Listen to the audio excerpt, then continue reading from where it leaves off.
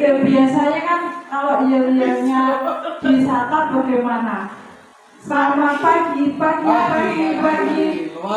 biasa, tetap semangat. Yes. Oke, saya ulangi ya. Selamat pagi, luar biasa, tetap semangat. Yes. Oke, terima kasih Bapak Ibu atas kesempatan waktunya hari ini. Terima kasih banyak. Saya hari ini akan diseminasi tentang modul 1.4, yaitu konsep budaya positif. Di modul 1.4 ini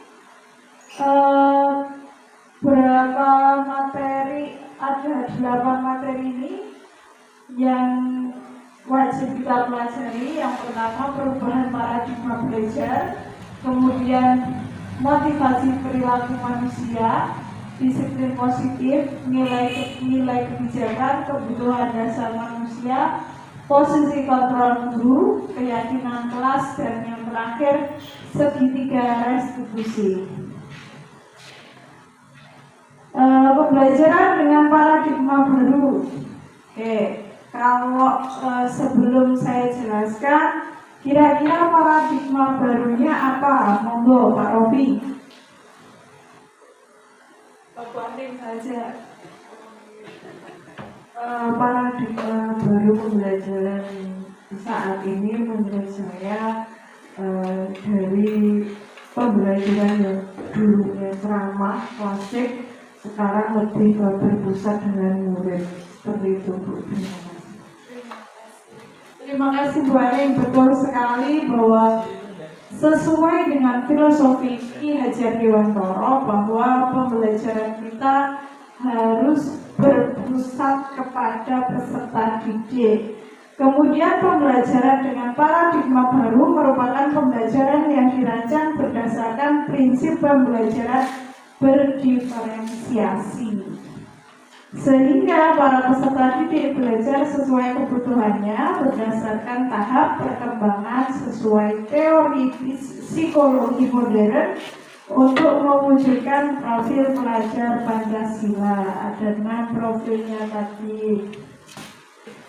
Kemudian ini teman-teman, miskonsepsi tentang teori kontrol, bahwa ilusi guru mengontrol murid itu sangat-sangat miskonsepsi.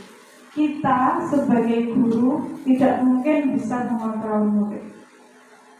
Kemudian ilusi bahwa kritik dan membuat rasa bersalah mampu menguatkan karakter, itu juga salah Bapak Ibu. Bahwa dari kritik, rasa bersalah anak itu mungkin bisa berubah dia suatu saat seketika itu saja, tetapi tidak bisa untuk berkelanjutan karena bukan dari dirinya sendiri. Mungkin dia takut, atau mungkin karena dia merasa bersalah dan lain sebagainya. Kemudian yang ketiga, ilusi bahwa semua penguatan positif, efektif, dan bermanfaat. Sama seperti rasa bersalah tadi, penguatan positif pun juga tidak efektif dalam merubah disiplin anak atau merubah tanggung jawab anak. Mungkin sama seperti tadi yang penguatan rasa bersalah, penguatan positif pun juga mungkin seketika itu bisa berubah, tetapi lama-kelamaan akan kembali lagi. Itu miskonsepsi yang ketiga. Yang keempat, ilusi bahwa orang dewasa berhak memaksa. Mungkin dalam kita sebagai bapak ibu guru kadang memaksa anak-anak. Nggih napa mboten? Nggih. Nah, itu ya bisanya ya hanya seketika itu, tidak bisa untuk berkelanjutan. Ini perubahan paradigma stimulus respon kepada pendekatan teori kontrol. Ini stimulus responnya, realitas kebutuhan kita sama, tetapi teori kontrolnya realitas kebutuhan kita berbeda. Ini benar ya? Setuju atau betul? Setuju. Semua orang melihat hal yang sama, tetapi teori kontrol mengatakan setiap orang memiliki gambaran berbeda-beda. Kemudian yang ketiga, kita mencoba mengubah orang agar pandangan sama dengan kita, tetapi kita berusaha memahami pandangan orang lain tentang dunia itu menurut teori kontrol. Yang keempat, perilaku buruk dilihat sebagai suatu kesalahan, tetapi teori kontrol mengatakan semua perilaku memiliki tujuan. Walaupun anak yang nakalnya sedemikian rupa, tetapi mereka pasti ada something wrong yang terjadi, ada latar belakang mungkin yang mempengaruhinya. Oke. Yang kelima, orang lain bisa mengontrol saya, tapi dalam teori kontrol hanya Anda yang bisa mengontrol diri Anda. Jadi orang lain tidak bisa mengontrol kita. Yang keenam, saya bisa mengontrol orang lain, tetapi kenyataannya Anda tidak bisa mengontrol orang lain. Yang kemudian, pemaksaan ada pada saat rujukan Hegel, tetapi teori kontrol mengatakan kolaborasi dan konsensus menciptakan pilihan-pilihan baru. Terakhir, model berpikir menang kalah itu tidak ada. Yang ada model berpikir menang-menang. Itu maksudnya bahwa mungkin kita kadang merasa kita menang dan dia kalah, tetapi itu bukan sebenarnya model berpikir. Tidak ada namanya model berpikir menang kalah, menang atau kalah. Yang ada menang gitu. Ini menginjak ke poin disiplin positif. Disiplin berasal dari kata disiplina yang artinya belajar. Disiplin mengacu pada disiplin diri yang memiliki tanggung jawab terhadap apa yang dilakukan berdasarkan nilai-nilai yang diyakini. Kalau disiplin positif merupakan salah satu cara penerapan disiplin yang bertujuan untuk menumbuhkan kesadaran serta memberdayakan peserta didik tanpa imbalan, penghargaan, reward, ancaman, atau hukuman. Jadi sebagai pendidik, tujuan kita adalah menciptakan peserta didik yang memiliki disiplin diri sehingga mereka berperilaku mengacu kepada nilai-nilai kebijakan universal dan memiliki motivasi intrinsik dalam perubahan perilaku ke arah yang lebih baik.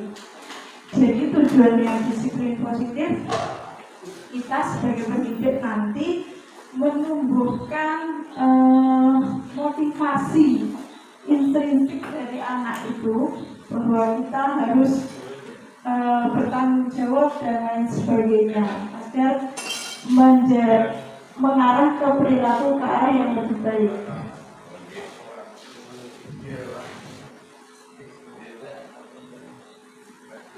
Yang dimaksud nilai kebijakan, nilai yang disepakati bersama, lepas dari suku bangsa, agama, bahasa maupun latar belakangnya.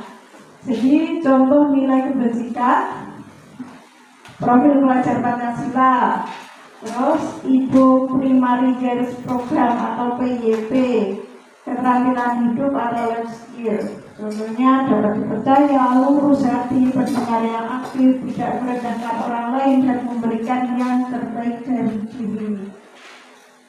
Ini materi selanjutnya, kebutuhan dasar manusia. Kebutuhan dasar manusia adalah segala sesuatu yang kita lakukan untuk mendapatkan apa yang kita inginkan. Seluruh tindakan yang kita lakukan memiliki tujuan tertentu dan semua usaha terbaik yang kita lakukan adalah dalam rangka agar kebutuhan dasar kita terpenuhi dengan baik. Kira-kira kebutuhan dasar kita apa ya? Pak Dodi, monggo Pak Dodi.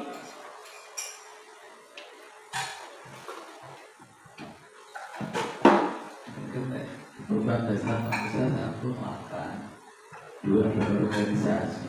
Kita untuk bersosial karena kita makhluk sosial, bukan makhluk individual. Kita perlu untuk orang lain dimanapun kita berada. Terima kasih Pak Dodi. Terima kasih Pak Dodi. Di sini betul sekali bahwa makan adalah kebutuhan biologis kita atau kebutuhan bertahan hidup. Bertahan hidup kita pasti memerlukan makan. Ada makanan, pakaian, tempat tinggal, keamanan, kesehatan, terus kemudian tadi rasa kasih sayang, rasa diterima, penguasaan, harga diri, itu juga kebutuhan kita. Keinginan untuk dianggap, memimpin, itu juga kebutuhan kita. Berprestasi, diakui, didengar. Kemudian kalau kebutuhan kebebasan, mandiri, memiliki pilihan, mencoba hal baru, mampu mengendalikan arah dirinya. Kebutuhan kesenangan ini, bermain, humor, antusiasme, tertawa, dan lain sebagainya. Ini motivasi perilaku manusia. Tadi yang seperti saya bilang bahwa motivasi itu ada dua, ekstrinsik dan intrinsik.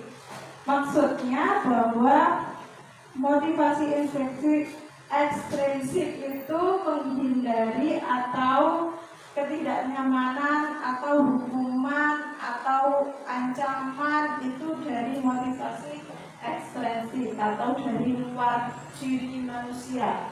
Kemudian contohnya untuk mendapatkan imbalan, penghargaan diri atau orang lain. Kalau motivasi intrinsik atau dari dalam diri manusia itu motivasi untuk menjadi orang yang menerima, inginkan dan menghargai diri sendiri dengan nilai-nilai yang mereka percayai. Jadi sudah dari dalam dirinya sendiri. Sebelum ke ini, apakah berbeda antara hukuman, ancaman, restitusi? Kira-kira berbeda atau tidak? Betul, berbeda. Hukuman itu tidak terencana, tiba-tiba. Seandainya ada murid yang terlambat, Pak Dodi tiba-tiba menyuruh untuk membersihkan kamar mandi, itu hukuman. Bersifat satu arah, berupa hukuman fisik atau psikis. Kalau konsekuensi itu terencana, disepakati sesuai peraturan. Kalau mungkin mereka melanggar tata tertib, sudah ada di tata tertib dan ada konsekuensinya, maka itu namanya konsekuensi atau ganti ruginya. Kemudian restitusi, proses menciptakan kondisi bagi murid untuk memperbaiki kesalahan. Jadi kalau restitusi itu dari anaknya sendiri yang timbul nanti, bagaimana cara memperbaikinya itu dari anaknya sendiri.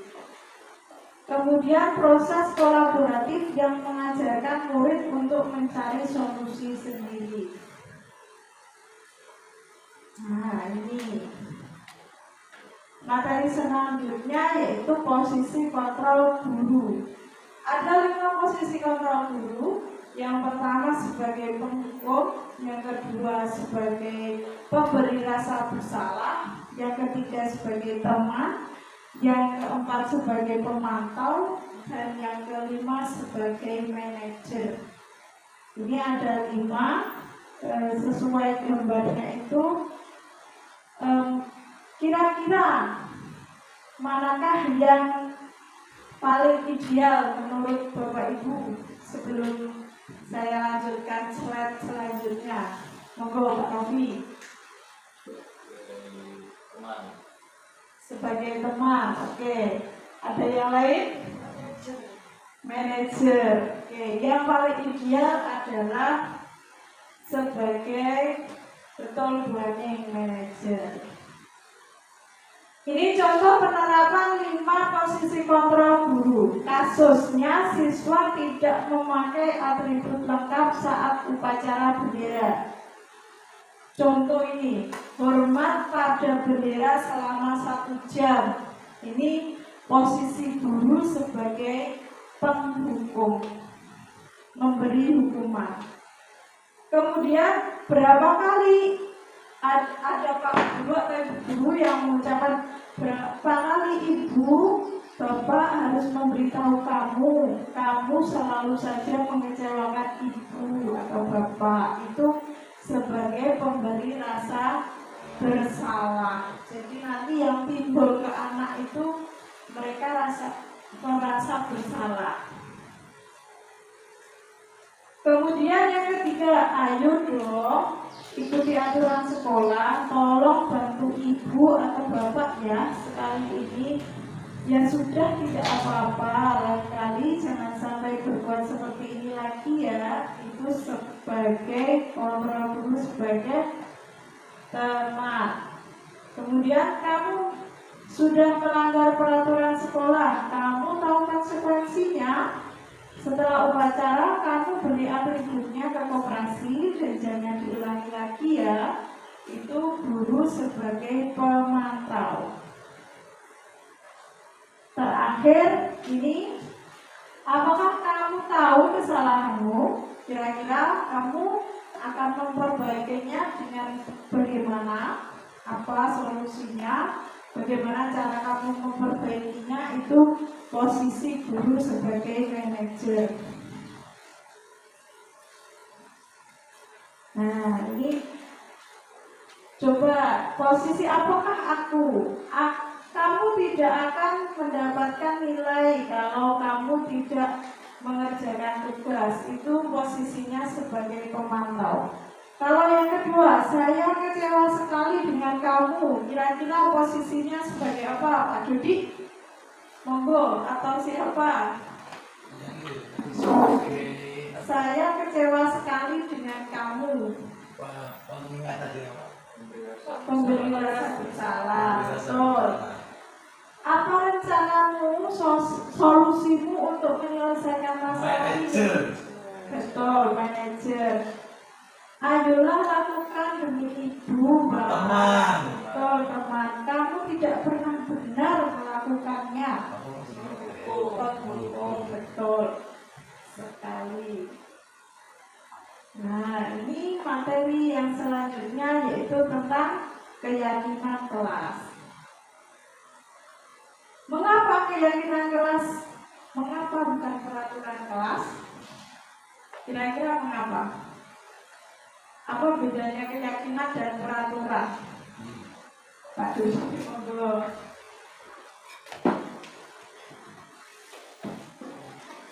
Menurut pendapat saya, kalau peraturan itu sesuatu yang kita sepakati bersama, yang harus dipatuhi.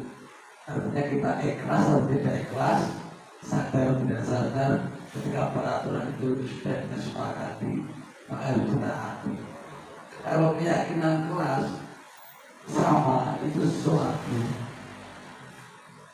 yang harus kita taati, tapi dengan kesadaran karena yakin itu adalah sebuah kebaikan, kebenaran, sehingga kita dengan sadar mematuhinya. Yang beda dari peraturan tadi kan, kita itu mau nggak mau harus disebut hukum, sifatnya mengikat. Begitu enggak itu peraturan. Pendapat saya seperti itu. Betul sekali. Pintar-pintar, luar biasa. Bapak Ibu Guru SMPN di Satuan Tahun. Tepuk tangan buat Bapak Ibu semuanya.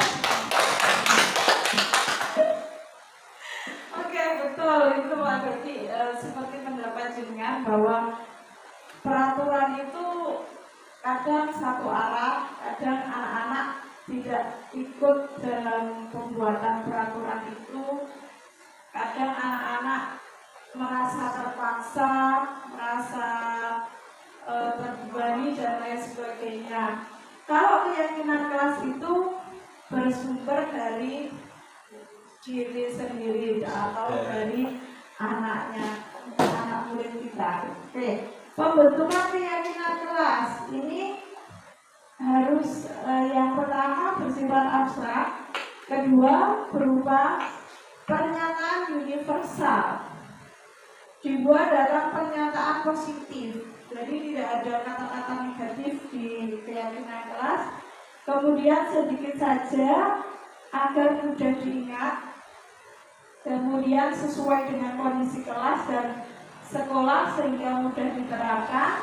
Semua warga sekolah atau warga kelas dilibatkan saat membuat keyakinan kelas. Oke, saya sebagai guru mapel di sini memberikan apresiasi yang luar biasa bagi guru kelas 7. Tepuk tangan buat Bu Ane.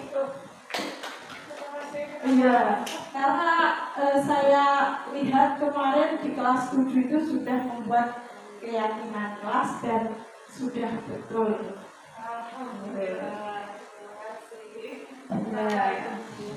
Nah, ini materi terakhir kita, yaitu segitiga restitusi. Maaf, segitiga restitusi. Apakah itu? Suatu proses dialog yang dijalankan oleh guru agar dapat menghasilkan murid yang mandiri dan bertanggung jawab. Jadi, segitiga restitusi itu proses dialog dari percakapan kita kepada murid agar dapat menghasilkan murid yang bisa mandiri dan bertanggung jawab dalam hal seandainya ada kasus, berarti dia bisa mandiri mencari solusinya sendiri, kemudian bertanggung jawab atas kasusnya tersebut. Itu namanya proses segitiga restitusi. Ada 3 tahapan dalam segitiga restitusi. Yang pertama, menstabilkan identitas, yang hijau itu. Kemudian yang kedua, memvalidasi tindakan yang salah. Yang ketiga, menanyakan keyakinan. Kan tadi sudah kalau kita sebagai guru sudah membuat keyakinan kelas, kan ada keyakinannya kelas masing-masing. Nah, itu nanti di tahap ketiga dia apakah melanggar keyakinan yang mana, dia nanti akan mengetahui. Tahap yang pertama, menstabilkan identitas, yaitu berdasarkan prinsip pembuat kesalahan adalah bagian dari proses pembelajaran. Jadi kata-kata yang biasa digunakan, yang bisa kita gunakan, tidak apa-apa, salah itu wajar. Mempertahankan pendapat itu wajar. Seandainya ada anak yang bertengkar, beradu argumen, kita menstabilkan identitas dengan kata-kata seperti itu. Tidak apa-apa, mempertahankan pendapat itu wajar. Seperti itu. Tidak ada manusia yang sempurna. Ibu, bapak juga pernah melakukan itu. Itu namanya menstabilkan identitas. Ibu, bapak tidak mau mencari siapa yang salah, tapi ibu, bapak ingin mencari solusi dari permasalahan ini. Kamu berhak merasa seperti itu, kamu berhak kecewa, kamu berhak marah. Itu namanya menstabilkan identitas. Kemudian yang kedua, validasi tindakan yang salah. Berdasarkan prinsip setiap perilaku berupaya memenuhi suatu kebutuhan tertentu. Ini kata-kata yang bisa kita gunakan atau kalimat pertanyaan atau pernyataan yang kita bisa gunakan. Salah satunya ini, salah satunya, salah banyaknya, salah empatnya.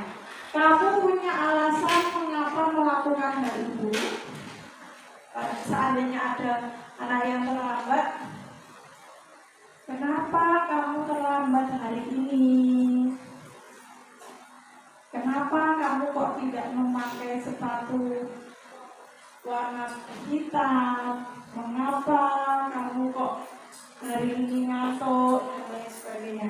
Padahal kamu bisa melakukan yang lebih buruk dari ini ya. Kamu patut bangga karena telah melindungi sesuatu yang penting buatmu. Kamu melakukannya karena mempertahankan sesuatu yang penting bagimu. Itu pertanyaan yang bisa kita gunakan. Yang terakhir yaitu berdasarkan prinsip teori kontrol, bahwa pada dasarnya kita termotivasi secara intrinsik atau dari dalam diri kita. Ini seandainya ada anak yang melanggar atau terlambat. Suatu kasus, Sabrina, seorang siswa yang terlambat dan mengenakan baju sepatu warna coklat. Ini dalam tahap menanyakan keyakinan, apa keyakinan kelas atau apa peraturan sekolah yang kamu langgar. Kira-kira solusinya bagaimana? Apa yang kamu lakukan ke depan agar kamu tidak melanggar lagi seperti itu? Kamu ingin menjadi orang yang seperti apa? Seperti apa gambaran sebuah kelas yang ideal menurut kamu? Nah, itu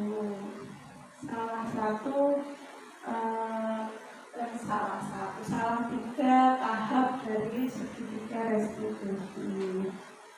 Mungkin dari pemaparan saya adakah yang ditanyakan? Monggo.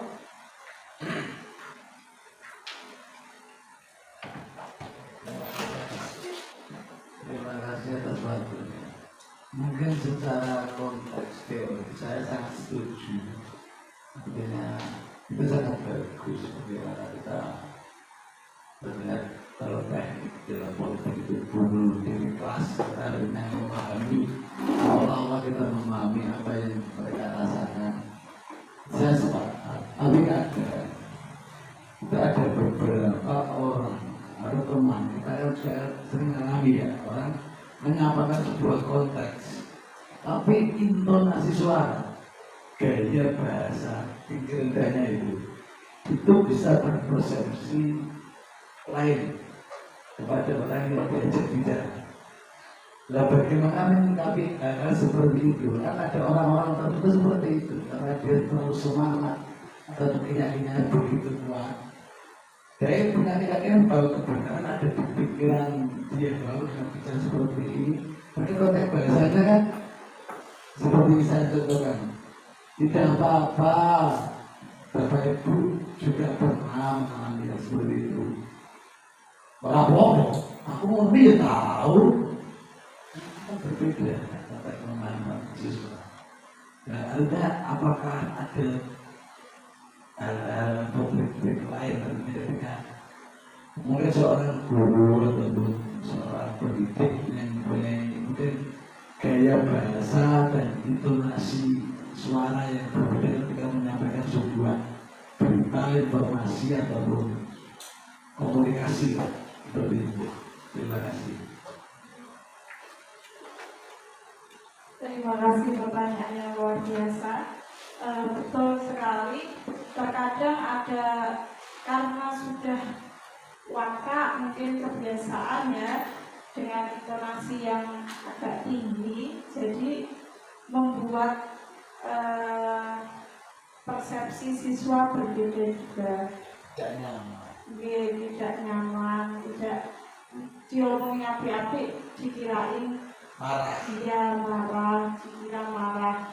Kalau menurut saya, seandainya mungkin posisi kita sebagai teman dekatnya atau teman sejawatnya mungkin diberi pengertian secara pelan-pelan.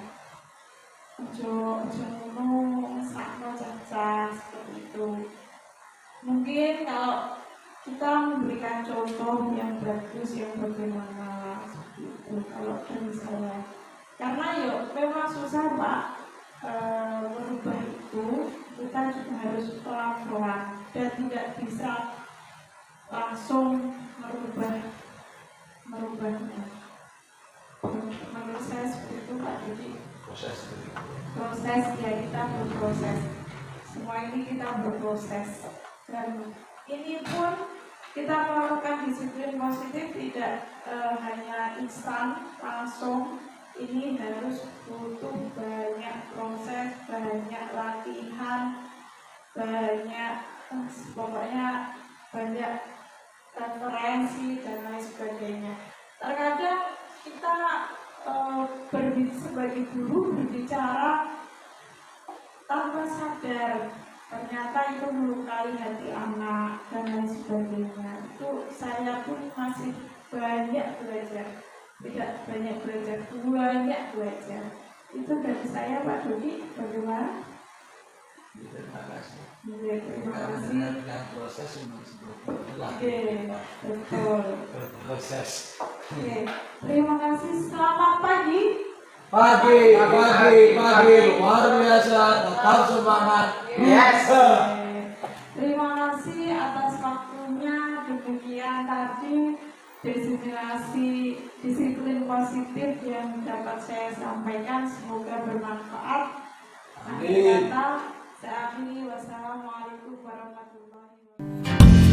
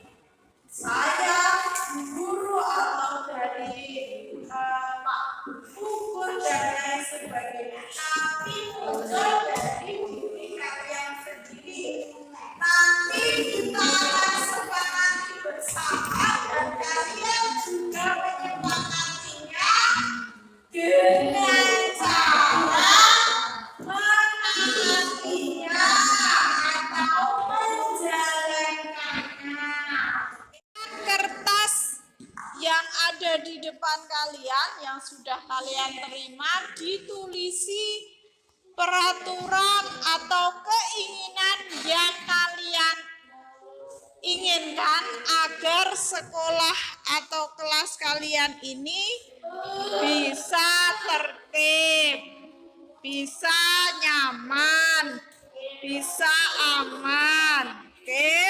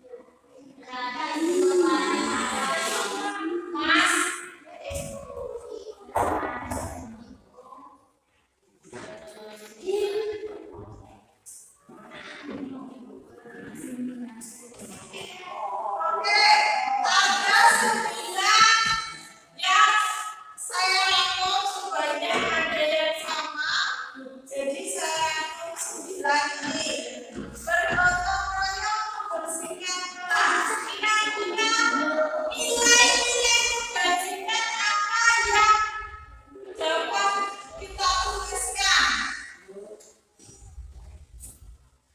Bergotong royong membersihkan kelas. Kerjasama, betul. Apalagi gotong royong, betul. Kreativitasnya.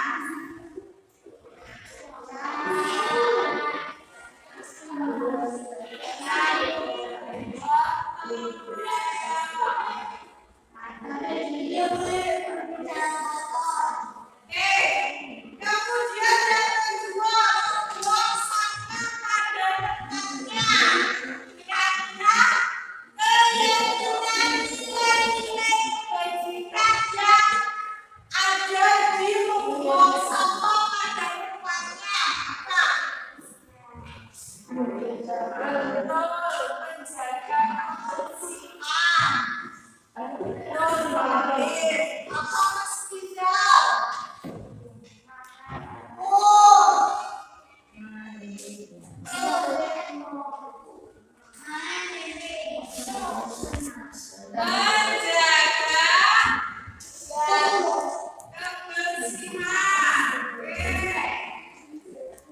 Kemudian tidak peduli, tidak boleh mengejek orang tua.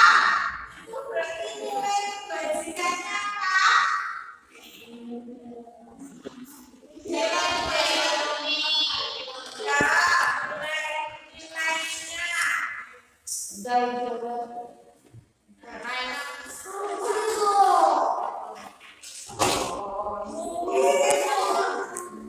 Berarti kalau nilai itu menghargai nilai orang atau tidak?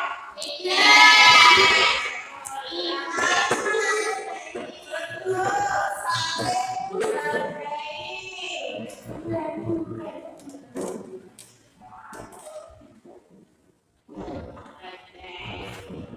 Menaati peraturan sekolah.